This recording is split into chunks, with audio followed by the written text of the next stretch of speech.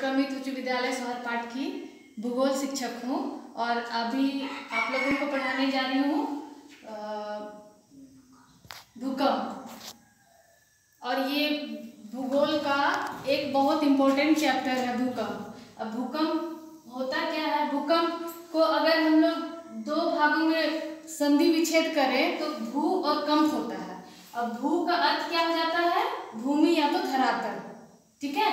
और कंप का अर्थ क्या होता है? कांपना या हिलना।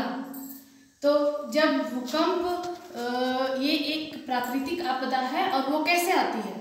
कुछ कारण होती है तभी तो आती है और धरती हिलता है, महसूस करते हैं हम लोग, उसी को हम लोग भूकंप कहते हैं, ठीक है। इसका परिभाषा इसको एक वाक्य में बोला जाए तो भूकंप पर भूखंड पर पृथ्वी की आंतरिक उथल पुथल के कारण होने वाली कंपन को ही हम लोग भूकंप कहते हैं। और ये कोई कारण से ही भूकंप होता है, बिना कारण से तो कुछ होता नहीं है।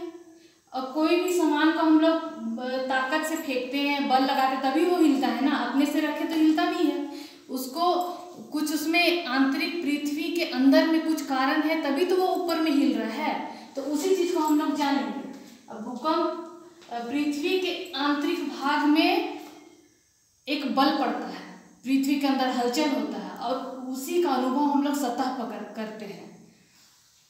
और भूकंप जहाँ पे आता है पृथ्वी के अंदर उसको हम लोग केंद्र कहते हैं। सबसे पहले जहाँ पे आता है उसको केंद्र कहते हैं। और सबसे पहला धरातल पे इसका अनुभव किया जाता है उसको हम लोग अधिकेंद्र कहते हैं। अब भूकंप का भी 3 तरंग होता है, ठीक है। भूकंप से जो उत्पन्न होता है वो 3 तरंग होता है। कौन कौन सा तरंग होता है? पहला तरंग होता है प्राथमिक तरंग जिसको पी कहते हैं। दूसरा तरंग होता है द्वितीयक तरंग जिसको हम लोग एस तरंग कहते हैं। और तीसरा तरंग होता है एल धरातलीय तरंग, ठीक है। और ये तरंग तीनों का गति अलग अलग होता है। और तीनों पहला तरंग जो होता है पी तरंग, पहला तरंग जो होता है पी तरंग, दूसरा तरंग होता है एस तरंग, तीसरा तरंग होता है एल तरंग। अब पहला प्राथमिक तरंग जो होता है वो ठोस और तरल दोनों पदार्थों से होकर गुजरता है, ठीक है। और ये ठोस और तरल कहने का मतलब है कि ये धरती कठोर वस्तु से भी गुजर सकता है और ये तरल वस्तु पानी वानी से भी गुजर सकता है।